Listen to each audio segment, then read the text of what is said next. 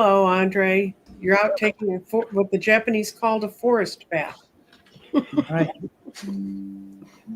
Well, yes, Andre runs right on time, and it always makes me very nervous, especially the way my days have been running. My clocks are all screwed up. Although this morning I woke up bright-eyed and bushy-tailed at 4:14, and I looked at my watch and I went, "What? I should be up now." And I went finally kind of pushed myself back to bed, and then when I got up this morning, I was informed by my calendar that at 4:14 we went into the sun crossed into Aries. So apparently it was knocking on my door telling me it was there. Yeah, the spring equinox, right? Yes, spring has sprung. Mm-hmm.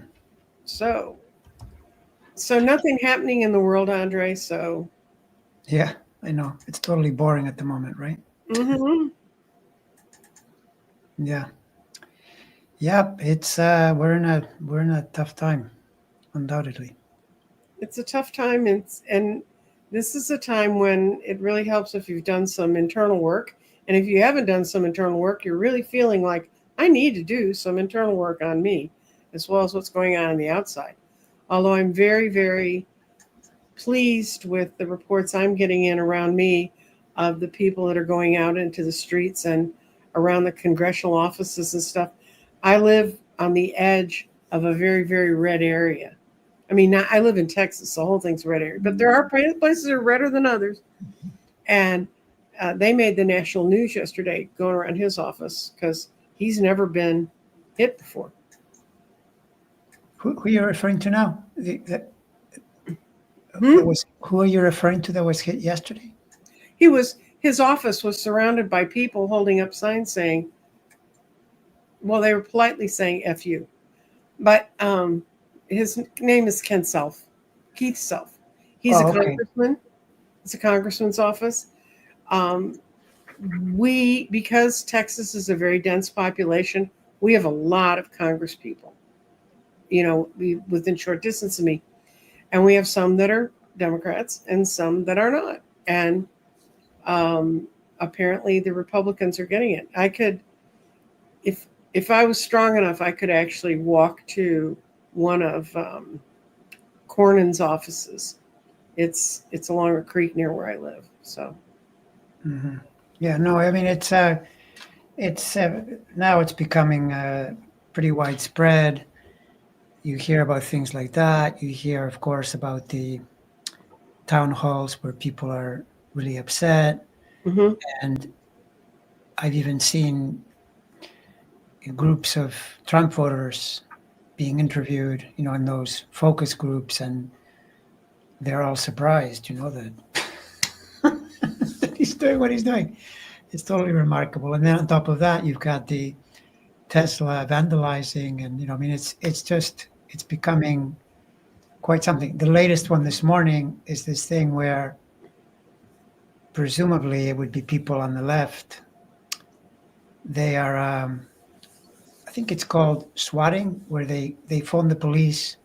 Oh, and send them to your house. Yes. Yeah, then they come to and these are people that are known to be, especially on X, with Musk and all that, Mhm.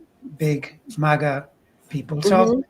everyone is more vulnerable because of the way they're doing things. It's how Well, it's going to be. the thing is that was their game to play, and I think people just decided we're not going to be nice anymore. I mean, the one reason I wouldn't do it, and I would never do this to anyone. I used to be head of crime watch for the city of Dallas, and Mhm. every time an officer has to go out where guns might be somewhere, they're in danger. So I would never tell an officer he's in danger if he's not. No, I mean, and it's just not the solution. Violence is never the solution. It's just, in the terms of what I'm saying, I'm just telling you what I'm seeing in the news. Oh, I mean, I know. at the We're last, not we're you, not telling you to go do this stuff. no, no. I mean, like it's not justifiable ever to burn someone's car, but I can see why it's happening in the country at the moment because people are really upset, and it's not just here. There's lots of data from Europe as well, where Well, they people. burnt the whole dealership in France. Yeah, exactly. I mean, you invite, and the thing is, part of the reason is that these people, these degenerates that are running the government at the moment, are not just doing cruel, mean things, illegal or borderline illegal. Then on top of that, they brag about it, with chainsaws and like with the, I'm doing this Hmm. because I'm just going to do it to you because you deserve it. So then people become more angry. Is that surprising? No, it's not No, surprising. No. they're responding like human beings. And Yeah. unfortunately, the astrology charts are normally drawn for human beings. So, Yeah. Well, I mean, astrology charts, I mean, the big misconception with astrology is that people assume that a chart tells you something without knowing how it's manifesting in the person, meaning that planets and signs operate in a range, not in a fixed place. So that's why mhm. people will say, well, how can this be that I'm born on the same day as Trump and I'm not a malevolent narcissist? Because you're not channeling it in that way. Planets have, let's call it really high end and really low Mhm. end behavior or expression, hence why the world is the way it is. And the good way to do it is to behave on the high end, but not everybody does, right? Well, that's true. This is what I put up on the stage just before you got here, Andre, because I know you're always on time, but I've had so many people showing up late, and my clock's like on a different thing. This is a cartoon. Stop blaming yourself for your failures. Learn astrology and blame the planets. Right, right. Like you do something and you say, well, this is my whatever. I get angry and I throw things at the wall because of my Mars. Well, that's a Mars that needs to be transformed into a better Mars. Right. Mars is the planet of action and a planet of moving forward in life, hence action.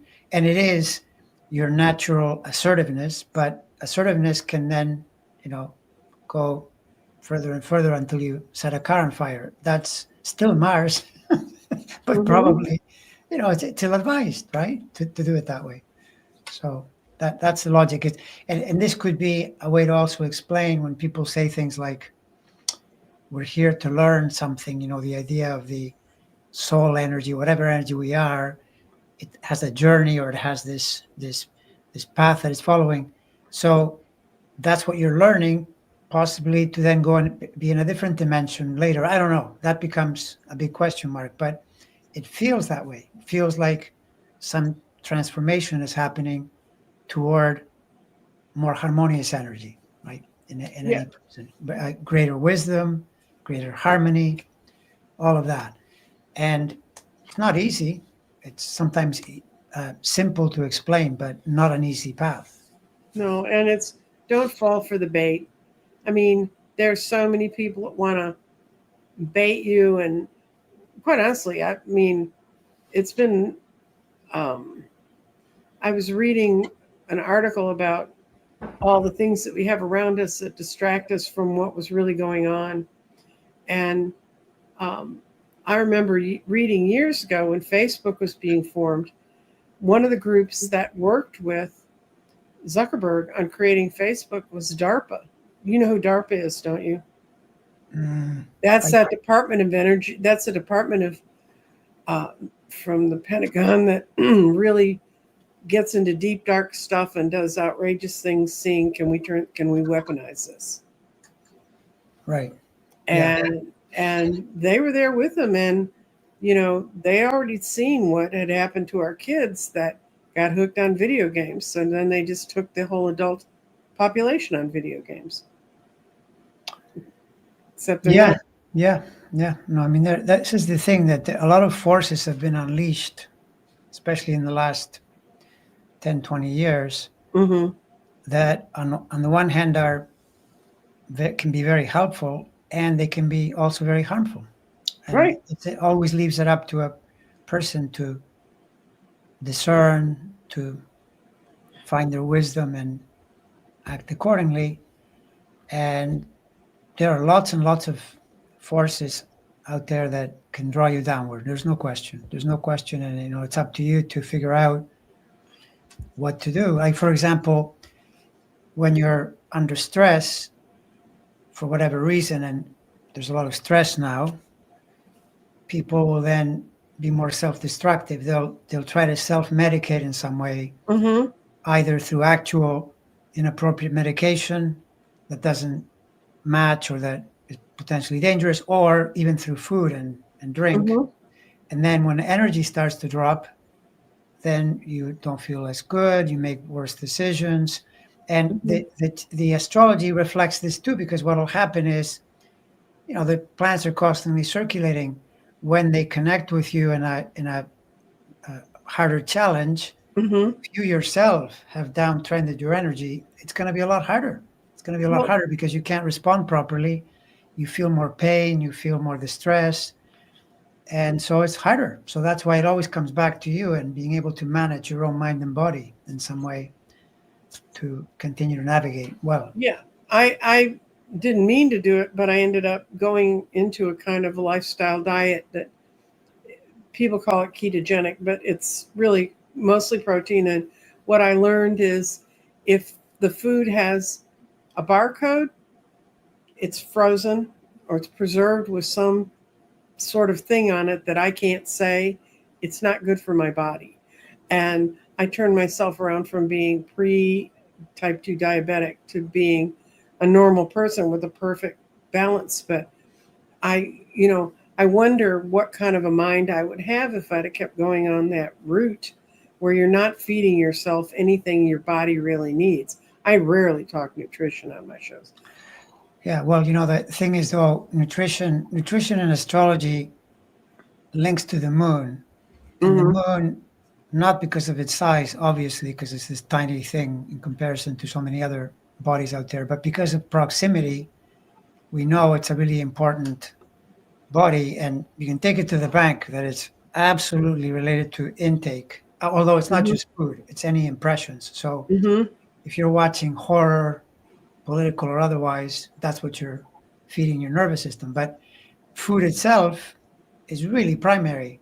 If that food is not nourishing you properly, absolutely you'll get all kinds of even thought patterns that are completely wrong, and you don't realize it until you bring it back into order. And what you say is true about ketogenic. Like a lot of the problems, including diabetes, especially probably, but not just that, because diabetes would be, call it on the more extreme end, or when things have really gone wrong and now you Mm-hmm. need correctives, right? But prior to that, long before you get to that point, your system is out of balance, right? And then Right. when you're out of balance, you're not going to feel good or reason properly. And I can tell it. I'll say, okay, I'm going to go have a cheat day, and I'll go out and I'll eat somewhat the way I used to eat. And it's my problem is really more around. I really like bread, and so it's around flour.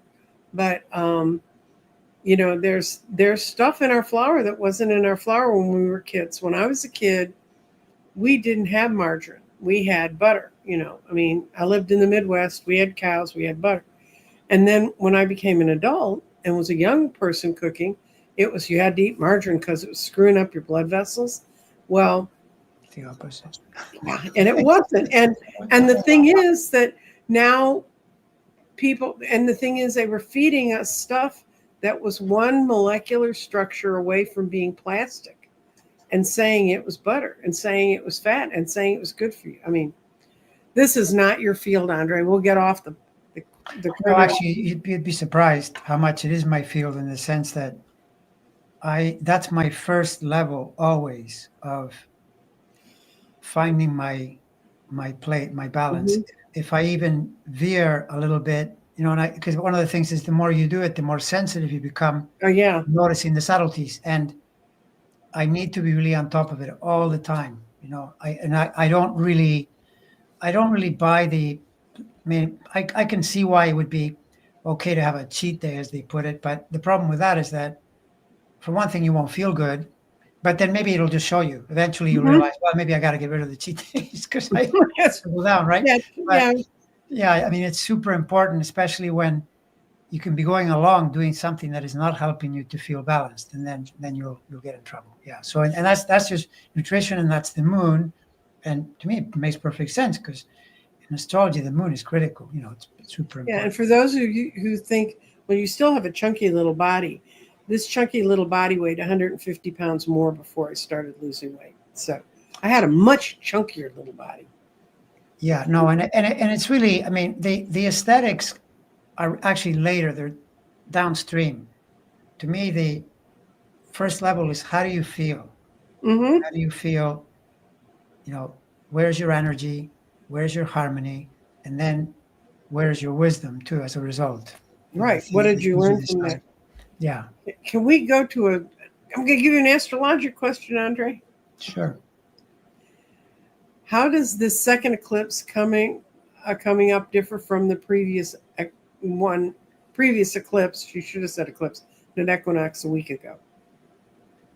Well, the one that is coming up is solar, and the one that we just went through was a lunar eclipse. That's one difference.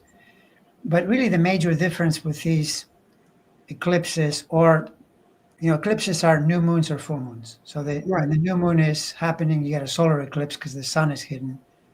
When a full moon is happening, that's how you hide the moon. That's why you get a lunar eclipse.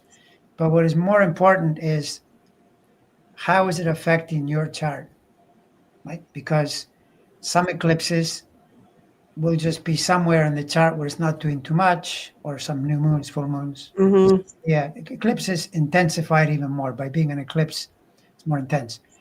And some will catch your planets, and those you feel more. They're more likely to trouble you, to introduce a certain feeling. And then there is the idea that is passed around that I think has some merit, but probably less than astrologers will say. If there's an eclipse in March, you might feel it as early as December and then continue feeling it months after. There, I'm a little bit more skeptical. I think to some extent that's true, but my feeling has been, my experience has been that it's in the vicinity. 2 weeks before, 2 weeks after. Yes, it's true that it's in there pretty strongly. And so, if it catches planets like Saturn, or direct sun hit, things like that, Mm-hmm. it's individual. You have to look at the chart, because depending on what the chart is doing, you get the more accurate interpretation of that, right? Yeah, That's and this is where it gets back to my favorite topic when I'm talking with Andre. You need to get your own chart. You need to get it drawn somewhere by someone who can help you, or you need to. There are several ones you can go online and they'll give it to you free. But I'm going to give you a proviso on that. There's one that's very good, I understand, and it is very good. But I have a weird thing about my birth time because I was born in the Midwest, and I was born when they were fixing standard time and daylight savings time. I was born in that cusp of weird shit in that year. And so Andre did it when he did my chart. He said, "Are you sure about your birth time?" And I'd already drawn my chart by taking astrology once, and I knew I had the right time. But I went to this site that's very well thought of, and they didn't catch it, and they put my ascendant in Sagittarius instead of in Scorpio. And it's because, and that's where it helps to work with someone who knows what they're doing. And and the easiest way to learn astrology and kind of see how it fits is not watching what it's doing to somebody else's chart, but it's really to know your own chart and know when things might be coming.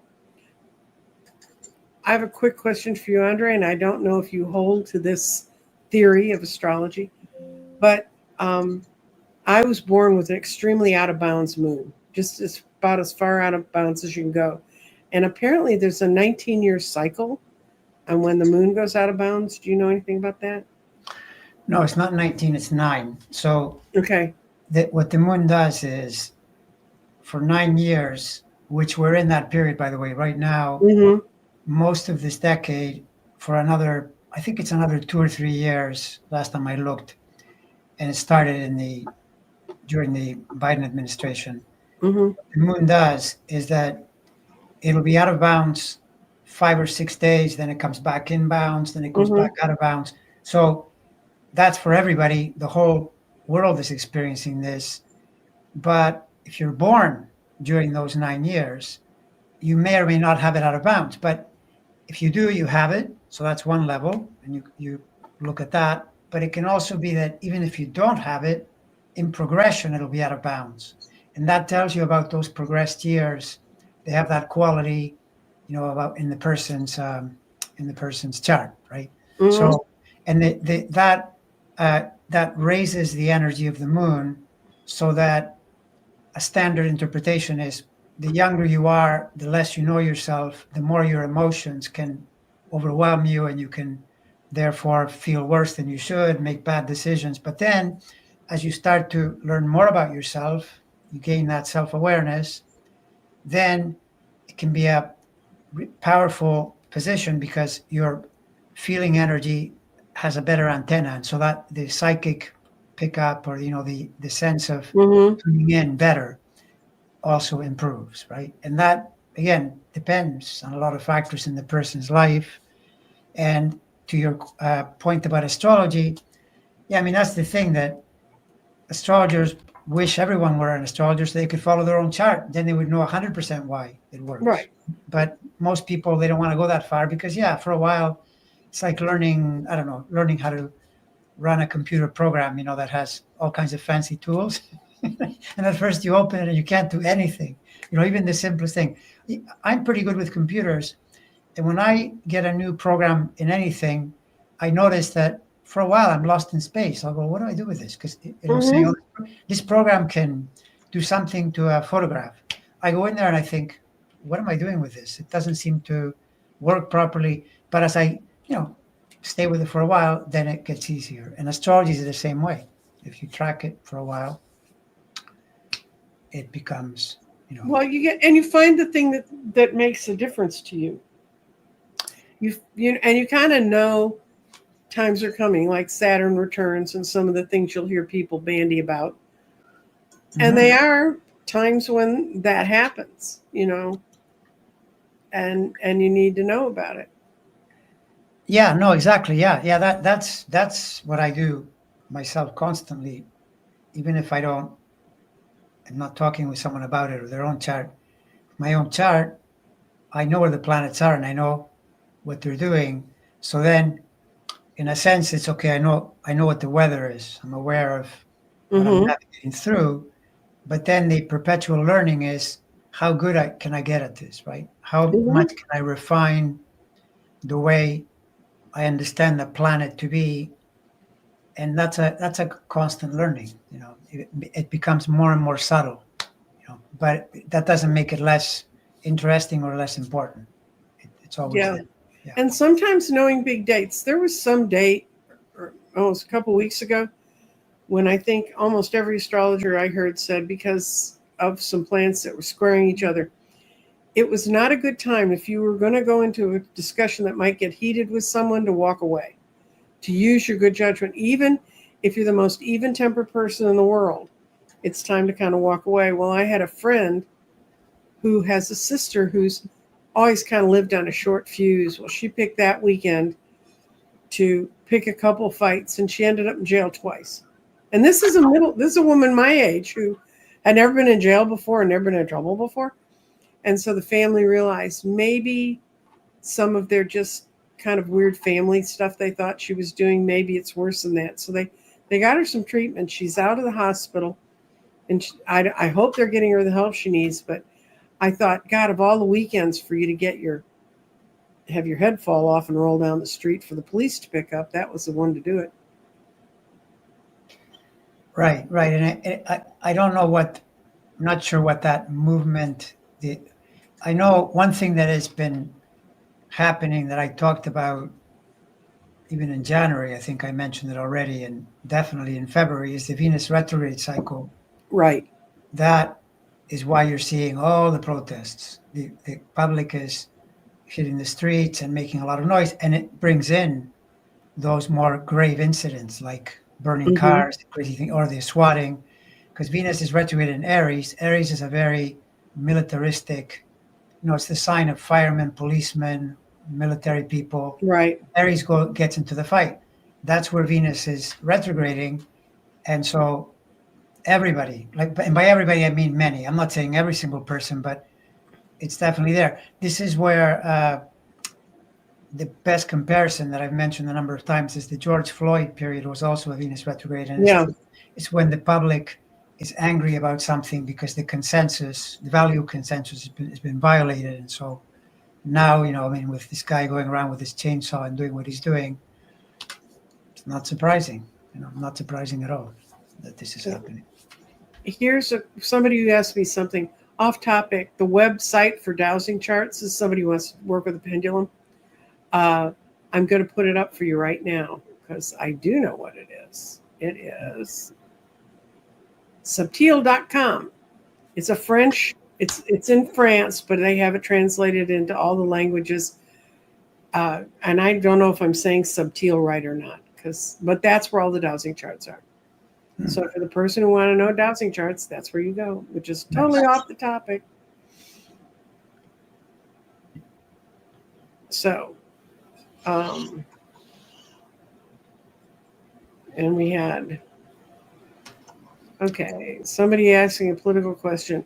I never heard the Republican agenda to close the Department of Education. Educating kids never seemed controversial.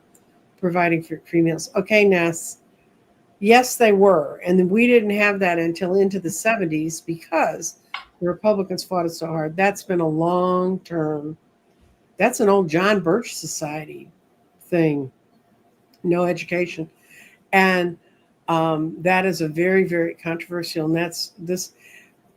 The best thing I could say, one thing I think I've heard a lot of people talking about a lot of the old tropes are cycling back so they can die this time. Things are rising up and this is going to be so they can finally fatally crash, because that's not true. There have conservatives, and not just where I live in Texas, but all over the country, that didn't want a Department of Education. They don't want education. The more people learn, the less.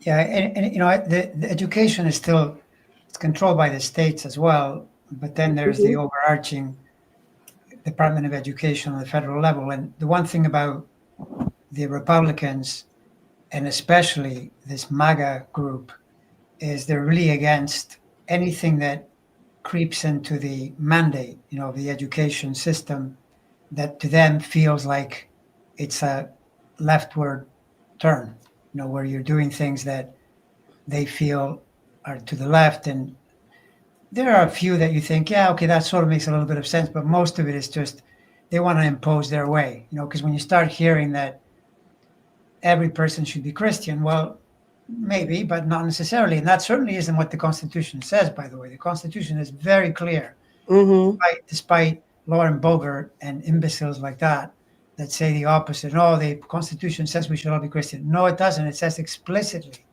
that there's freedom of religion. Freedom of religion means you get to choose, right? So, right. This is the thing where a lot of conservatives feel that we should be doing a Christian prayer in the morning in class. Well, a lot of people don't want to do that. So yeah, they just passed that law in Texas. Yeah, Ten Commandments on the walls and prayers in the classroom. And yeah, and our Constitution actually was designed by men. Was designed by men because girls were not in the room. To have us freedom from religion. Yeah. Because and you got to realize the people who drafted the Constitution, some of the people that were in that room, they actually had family members burned in England during the split in the church, and in Germany, and in other Switzerland. Correct. I mean, the one thing I fault the founding fathers, the founding men, as you put it, is that I wish they had realized. I mean, they kind of knew instinctively that people can be really anything from corrupt to evil, and so they were trying to protect the country from that. In fact, they knew that there might come along someone like, the orange degenerate who would try to take over the country. But they make this document and they left too much ambiguity. I wish they had been more specific and said, well, here are examples. Here's why we're thinking this way. Here is what we suggest you do, or be really, really clear rather than, figure it out. Like it's like that. And it's like this, There are documents. There are the Federalist Papers, and there are the ones written by Jefferson and written by Adams on what they really meant and what they were really looking at. But it requires really reading some pretty dense stuff. Mm. And I've read some of it. I have not read the majority of it. And it's something that my two oldest children never got in school. My youngest child, who was, we homeschooled him for our own reasons. He could read when he was 3. It's a long story. But and the curriculum that we used for him was produced in Maryland by a private school there, and they sent you everything you needed because this curriculum had been being sent around the world for over 100 years. And so it had a much better understanding of what should have been being taught in schools to protect people and for their individuation. And they taught critical thinking. That was their most important part of every day's curriculum. One thing we don't get many people who learn about. And we'll give you, you have my heart. I'm worried about my son. We live in South Carolina. My son is autistic in high support class. If we leave the state, who knows what will happen. And that's the problem. And I did card readings on a country club, at a country club on New Year's Eve. And there was a woman there who had an autistic son, and she was terrified if the state starts saying, well, these are expendable people, because for the longest time in Texas, those kids got no education.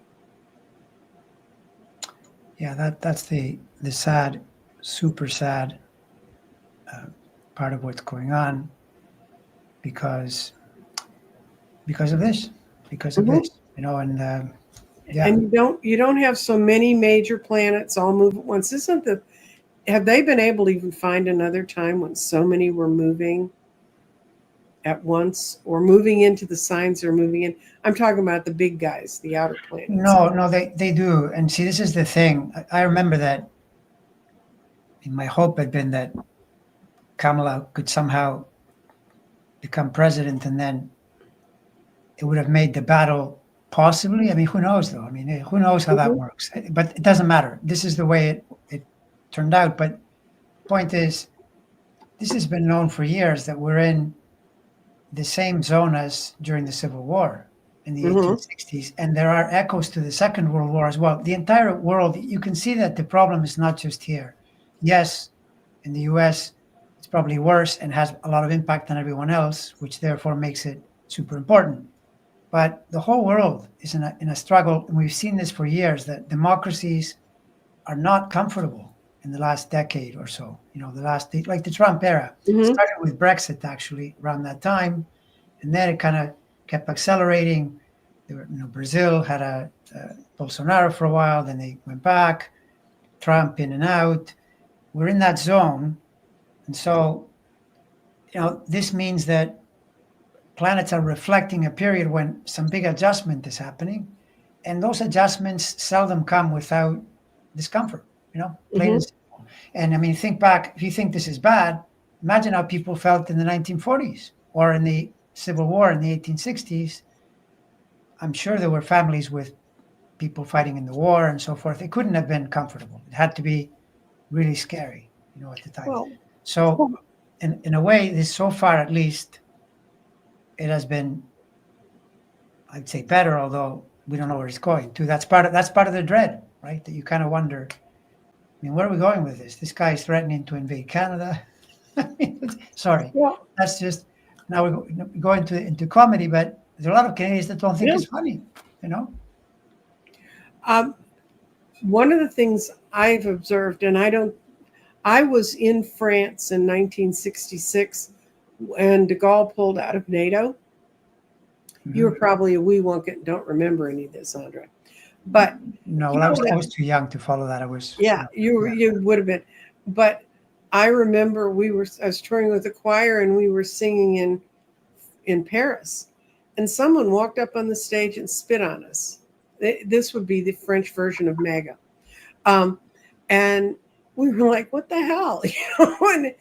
And and all, but the French people, when we got outside of Paris, for the most part, we sang in some smaller villages and some other places, and the people would come up on the stage and they'd hug us and they said, "We remember when you came. We remember when you came to help us, and we remember Americans fondly, and this is just de Gaulle." And I kind of feel like the French people they were trying to apologize for this guy because he was really threatening to destroy NATO when he pulled France out of NATO. So that sort of perils happened to us before, but I don't think it's necessarily a bad idea for the world to not rely on the U.S. Mm-hmm. I mean, pull up your own bootstraps, and I know they pay their share, and I know they send their soldiers because my second husband's whole family lives in England, and I hear the Brit description of things. And my parents were Canadians, and I hear from my Canadian cousin. She's like, "Do you have your passport yet?" And I'm like, "No." And I could go up there. I've have the paperwork at the Canadian consulate to become a dual citizen. I can become a dual citizen to Ireland too. And believe it or not, they'd take me. But this is the country I was born in, and this is where I'm going to stay and do what I can do to help move things along. But okay, this is an astrology question, Andre. What's the difference? How do you approach Western versus Vedic? It's like question keeps. It's like a huge book, right? Well, so Western, the key difference between these two systems is that, and this is no longer even true of all Vedic, because there are Vedic astrologers that finally figured it out, and they realized that the tropical signs work better. They just do.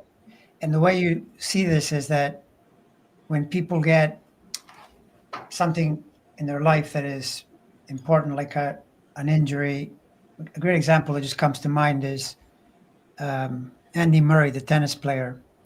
He, at around late, almost 30, he had a career ending, not entirely career ending, but pretty much. I mean, after that, he lost his status. And he has, in the tropical system, Saturn is in Sagittarius. But if you use the Vedic system, backtrack according to a constellational measurement that they cannot themselves agree on. They have about 10 different ways they can do it. So you kind of wonder, okay, well, since they're all off, okay, which one is it? But without even getting into that, he'd have Saturn in Scorpio in the Vedic system, right? But the career injury was to his hip. He had to have a hip replacement, and he never returned to the same level. Sagittarius is the hip, plain and simple, right? Or you'll have in my own family, there was a tragic, traumatic brain injury to the head where the planet involved is in Aries, not in Pisces. Pisces would be your feet. It's the total other side of the. And by the way, this is not made up. Astrology that way, very clear that Taurus is the throat, neck, Aries is the head, etc. So in fact, I came across a Vedic astrologer who I think this is one of the ones that's figured it out. He said that they just work better. So now he's doing Vedic with tropical signs. That's one of the latest trends that I see. And then Vedic has a lot of different rules than the Western system. The Western system is more geometric. That you use the actual aspects. The closer they are, the more they affect you. Now, I can tell you from my life experience that to me, it's completely obvious that when, Saturn is in a certain place, right? When it finds the planet, I can feel it in my life. It is so obvious that circumstances, my own feeling changes. And if I'm doing Vedic, they're not even paying attention to that. They use these other rules to forecast and project and so on. So this is why I prefer Western, but that doesn't mean I'm saying Vedic is wrong. I use some of the rules that they have in Vedic that sometimes get ignored in Western. So both systems capture a lot of good information. I simply prefer the Western approach, and I would recommend to most people to use that approach. But of course, I'm biased, right? Because maybe It's what you do. if I spend 5 years totally immersed and with a Vedic astrology guru or something, the amount that I've looked, I don't think it's especially for self-awareness. From the perspective of self-awareness, Hmm. my opinion, Western is much better. But didn't the idea of the nodes come from Vedic astrology? No. Okay. Vedic astrology, the Indians took it from the Babylonians, and the astrology, that is. And the Babylonians were not using that system. The Vedic system then introduced the idea of constellations, which, according to this astrologer that I mentioned, who's Vedic, he says it's really clear that they took the system and they created one interesting technique using constellations, and then they made the whole system constellation. Oh, okay. And he said that's not a good idea. They should have kept the original Babylonian intention, which was they were using the tropical measurements, right? And that's the bottom line on it. Okay. Yeah, I don't know. Does that sound clear to you, or do I? Well, it does. The thing is, I just don't understand Vedic at all. So, and well, and yet, like in that system, for example, you would be an Aries and not a Taurus. You would still have Scorpio rising, but you'd be an Aries instead of a Taurus. But then your Mercury, instead of being in Gemini, would be in Taurus. And the only way you can calibrate that would be for you to track your own life. And when something happened to you, you ask yourself, does this feel more like Aries or more like Taurus, for example? Because otherwise you project. And this is one of the things that is such a problem for astrologers and people who try to study it and so forth. It's really easy to say, well, it's like this because I like myself better this way, or I feel like whatever. It's better. That's why I don't advise when I teach tarot. I don't advise people to read their own cards unless they have someone they can bounce their impressions off of, because right. Yeah, you're gonna see it. And actually, I would never see myself as an Aries. My sister was an Aries, and she was a horrible person to deal with. She was always right. And my worst boyfriends, they were the most fun to play with, but they were the worst to live with, were the ones that were Aries. So no, I would never see myself as Aries. Yeah, although those Aries ones, by their logic, could also turn out to be Pisces, right? Like, you have to, I mean, one of the things too, by the way, that in astrology, this is a strange pattern in my own astrology journey, that when I got into it way back, in 1980, and I started to really get into learning how it worked and so forth, I discovered that I could see the physiology, of especially ascendants. You can tell. Now I don't do it so much because I just have so many charts. You start to do too much meditation on a single chart, and then you can't do the other ones. But I could tell the physiology. And so then that's another thing, not just the idea that you might get, like this Vedic guy, one of the ways he put it was he said Saturn will always hurt the body part that is tropical, right? So that's and that's what happened to Andy Murray, right? But you can see it in people's, the look, the physiology, something about them tells you. And it's like the experience of, for example, say someone is Pisces in tropical, right? And you realize, oh, well, in Vedic, they would be Aquarius. And you're looking at them, and all of a sudden, you look at their profile, and they literally look like a fish. Yeah. Which is Piscean, right? And you kind of go, okay, this looks a little suspicious. Then you can add other stuff on top of it and whatnot. But these are like non-verbal clues that astrologers kind of go, they're taken aback, and they realize, yeah, this person feels like they come from the Pisces, the fish soul, whatever, right? Yeah. So that's an example where, like, one or the other. My thing about Pisces is they're always swimming up or swimming down. They're either going in the right direction or going the wrong direction. Well, yeah, like Roy Cohn was a Pisces. I mean, talk about, that's a shark. That's a shark, a really malevolent shark or killer whale type of personality. Hence the thing that don't assign fixed rules to signs. So we said Aries is very militaristic. Yes, but Aries, on the other end, they're the pioneers of the world, the people that go into a new Right. thing and take action that eventually frees a lot of people. And they're there too. Where do you want to be? That's the Right. choice. Yeah. We have a thank you to you, Andre, for taking time to explain astrology with the spiritual bent. Many benefits from your explanation. And it does, we get so caught up in the gotcha sometimes that people think is in someone's chart. We forget that it's an overall plan. And where do you fall in the argument that's going on around in the astrological world that we are, when we go through these years of these major planet changes, we're going to have lost our karma? What do you mean by lost our karma? They said that we'll be karma free, that we're going to be and to me, this sounds like real fairy dust, man. Yeah, because karma, karma, you see, karma is like people, the way they interpret karma, they'll say, oh, okay, that person has bad karma. They hurt someone whenever ago, and now that's why that anvil fell on their foot, to punish them for the bad karma. That's a very gross interpretation of karma. Karma is actually the sum total of everything that you've accumulated up to now, which causes you to act in a certain way. And then if you want to change that, you realize, oh, this isn't working for me. Like we were saying earlier, for instance, you figured out you had, let's call it what, disharmonious food karma. You realize this isn't working for me. So then when you realized it, you introduced a new way of acting, which then becomes your new karma. And that pulls you in that direction, right? I wish I could be that conscious of it. What happened was I just got tired of being tired. And a friend of mine mentioned this thing to me, and I went and looked it up, and I said, oh, I can do that for a month. And now it's 4.5 years later.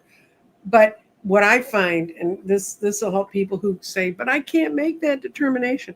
Just let your guides take you to the right place and then go.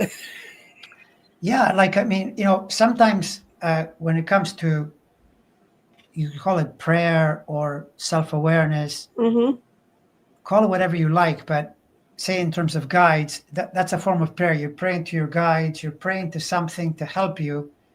And people will say, well, I do that, but I only do it for other people. Well, that's okay, but it's not bad. In fact, it's very smart to do it for yourself in the sense of saying, help me feel better. Help me feel better. Because when you feel better, you will do things in a better way. It's super important. But everything everyone does is to feel better anyway, in a strange way, no matter what it is you're trying to do. Because even if you say, well, no, the reason I'm just here to make a lot of money. Well, why? Because I'll feel better when I have more money, right? Even though it may not be maybe incorrect, not complete and so forth. But feeling better in a direct way is a great prayer. Or maybe indirectly, ask your guides, help me to do this, to connect with this, right? So that things can improve. That's how I interpret it. Some other poor person in the chat read the federalism papers in high school. Okay, this one. Do you see kind of an overall pattern in the disinformation getting less by people pulling into what makes sense to them, or do you see it becoming more out there? Based on this pattern that I equate to prior difficult periods in history, like you have to imagine that at minimum, this feels most like the American problem in the 1860s. There had been massive disinformation prior to that war because the South didn't want to give up their slaves. The North wanted them to stop. And then it got really intense. And it lasted years. The war itself was 4 years, but we're in that zone now. And so the idea that the country is very divided, and remember that during the Second World War, the entire world feels divided. It was divided over. Yeah, right? So it's not unusual to see periods like this where, as the world realigns, people are in big disagreement, right? And then both sides attack. Yes, what we were saying earlier, right? I mean, if people say, well, the progressives, the Democrats are always good. No, they're not. Look, they're burning cars. I mean, there you go, right? Mm-hmm. It happens. And you know that we're in that zone. I don't anticipate this getting completely better until the next decade. It would be extremely unusual for this to get Well, better. You know, people that are saying, "Oh, this is so bad," they're going to come in and remove Trump and put in Kamala Harris and things like that. mm-hmm. I find that to be, as you said earlier, a bit of fairy dust, in my opinion. It's very Well, unlikely to happen. You know, we have to find a way to be with the system as it is, and of course, to come back to that, and well, I can ask you what you've been intuiting, because there are people who say, by the way, doesn't your he works? I'm forgetting his Sean name. works in, he's in Wisconsin working on a race right now. Yes. Okay, so what's your sense of there's a big election coming up next year? Right? And there are people who say this is a waste of time because they're not even going to allow elections or they're going to cheat. No, there's going to be elections. My feelings is that a lot of about disinformation and normalizing things. When I first came to Texas, it was in the late 60s. It was in 67, and I had friends fighting in Vietnam. So when I talked about the war, I was talking about the war in Vietnam, the one where we had currently living people getting shot at. I went to a very southern school. And when they talked about the war, they used to say the war because they all had southern accents. But what they were talking about was the Civil War. They hadn't quit fighting the damn Civil War. And this is my generation of people, They'd been born in the late 40s, early 50s, and they went to a school system that it was not a civil war. It was the war between the states because the Northern Yankees tried to impose their will on them.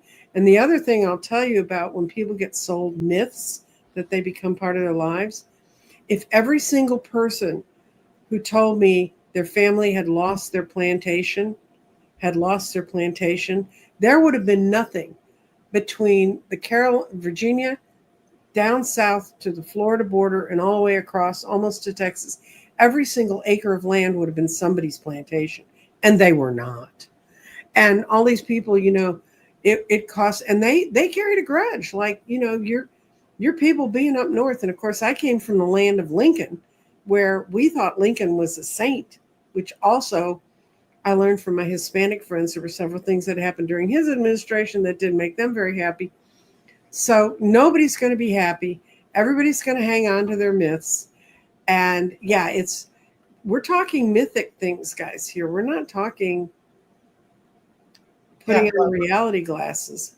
And to the question that was just asked about the media being appalling, this is where, as I understand it, you have to figure out who you can trust to give you the message and cross-reference and look for, like, for instance, any bit of news. Because the latest thing I saw this clip about how they're now also starting to ask people for their phones when they come into the country, and it sounds like the majority are people without passports, like they're not actual citizens. So then they take your phone and they plug it into something, or they ask you for your password. Oh, they can take everything, man. It's right. It's so, but the thing is, the way I look for that as an example, not that I'm saying this is perfect, but see how much news percolates to the top, to all the outlets. And, appalling, if you say appalling, to me, appalling is Fox News. For the most, not all Fox News. You see, like, this is the curious thing that you see. Laura Ingraham was interviewing Trump, and she was checking him. She was kind of going, "Well, come on. I mean, you're focused more on Canada than on China. What are you doing?" Then she kind of backed down a little bit. Or then you listen to Brit Hume, and he's saying these tariffs are going to make everything worse. They're not going to make everything better. So even Fox has a bit of variance. But then if you go to OAN or Newsmax, or if you're in, one of the Sinclair stations, because apparently 70% of the country is Republican. Yeah, we have those guys here. Exactly. So you have to know where to look. I mean, this is the thing with the modern world. It's impossible not to create a silo of sorts where you realize, I better not go on X, because on X it's turning into a Nazi, type of love fest. Well, I can tell you my thing that woke my mind up to what was happening. I have my post office box at a little bitty post station near me. It's not a big part. And that's where you get passports too. I mean, you're lucky if you see 4 people in that place at any one time. There were 6 people waiting in line to get their passports and their documentation together, and 3 of them were mothers with infants. And one was a young woman who was in college who said she's been told if she carries a passport, they won't pick her up. Now, I don't know who this girl thought was going to pick her up, because if there was ever a girl, she had long blonde hair and everything else, but that was her fear. I mean, she was there in fear. You could tell. Why would you spend and wait behind 6 other people to get a passport? But the mothers that were there with the children getting passports were all people of color. And it just struck me. And I was talking to the African-American gentleman that was ahead of me, and he said, yeah, I've heard about this. He said, have you ever been in a postal station that's this small that had a line waiting for passports? And I said, no, never. So something's going on. And people are talking to their friends and saying, this is what you need. But we have another astrology question. Da-da-da-da. What house system do you use? I use neither. I use the whole sign system. That's an example of something that I agree with the Vedic system. It should be whole sign. And the reason I use whole sign is I started with Placidus and Coke. I played around with those for about, I think it was about 7-8 years. I wasn't liking, well, first of all, to me, the cusps were doing nothing. Planets would go by there and I couldn't really pin them down, but I could tell the ascendant had ascendant degrees were really active from anywhere in the chart. And so then I switched the equal for a while, but that still didn't do it, because I would notice that the sign was enough to trigger. For example, someone would have, like in your case, right? You have, am I okay to say this? Because I will say whatever you want. So you've got Scorpio rising, which then, but it's late. It's a late Scorpio, right? So then you have Taurus planets that are your late is like 28 Taurus. That's the horizon. Below that, you've got the Sun at 12, Venus at 16, and even earlier you have your Mars at 2 degrees of Taurus, right? Those in Coke, Placidus, Regiomontanus, Campanus, all the systems that use the so-called quadrant thing, they would be the 6th house. I read them as 7th house. And what I noticed, that was one of the things. I remember reading charts in the 80s, and a person with a chart similar to yours, where the planet being affected was way down the line. And I would be thinking, well, this has to be health. No, it was not. It was relationship. What they were talking about, what they were experiencing, that told me the sign that is on the horizon, no matter where it is, that sign takes up the whole effect, right? So whole sign is same as sign equals house. Whatever rises is 1, next sign is 2, next sign is 3, and so on. And now, am I saying that you're not going to get good information from Coke or Placidus? No, you can still get good information, because astrology is so rich in meaning. And many times, by the way, what happens is it doesn't matter what system you're using, you get a lot of the same information, right? But I prefer whole sign. I know that's a long answer, but I hope it. I prefer whole sign because it's easier to remember. Well, that turns out in that case it's true, but there are things that I do in astrology where it's the very opposite, where it causes me to have to do more work to get the answer that I'm looking for. Well, I'm looking to see if there's any buddy else. So what I'd like to do is put up this banner for Andre. Andre Carr's website is andrecarr.com, and he does readings. He has a Patreon group that I understand is absolutely kick-ass, but I don't need another thing to try to get to. So no offense, Andre. No, you can also it's either Patreon or through YouTube. But all of that is, if you go to my channel is called Proactive Astrology. Mm-hmm. Go there, any of this is, you can find it, the links and all the rest, Okay, that's Andre's advertisement. My advertisement is Jeffrey and I are teaching tarot classes. We're starting on the 16th of April and the 19th of April. And one of the things I did, I went to another friend of mine who's an astrologer, and she helped me pick those electional dates. And for those of you who are like, I don't know about astrology, you might try going to someone like Andre who does. I think I saw in your thing you do electional dates, don't you? I do. It's not the primary thing I do, but it's one of the things I do. Well, Yeah. with her, it's one of the things she does. And if you're going to start an event, go to them. And what an electional date means does not mean what you think. It does not mean that crap that happens in November or in spring. It is electing which date is best for you to start something. It's picking the date. Yeah, and you typically need to make it simpler. Usually it's best if the person already has some idea of what they're going to do something. And the second thing that I'll add to that is that an electional date by itself is not going to solve your problem. Meaning, No, but it gives you you say, well, I'm going to start this business, and you can pick a great date, but if your business plan, your approach isn't so good, it won't go anywhere. And I've noticed that in my own life, I pay way more attention to what I'm doing with myself and how I'm learning things than whether or not a date is going to help me out. And I tell you this from experience, because I can remember in the past, this date that's it. I've solved all my problems. No, nothing solves. Okay, guys, this is the other old lady talk. Nothing solves all your problems. I don't care how perfect it is, but that's going to be, you can go to my website, find out all about it. I'm teaching it with Jeffrey again, 6 weeks of lecture and 3 weeks of playing together afterwards.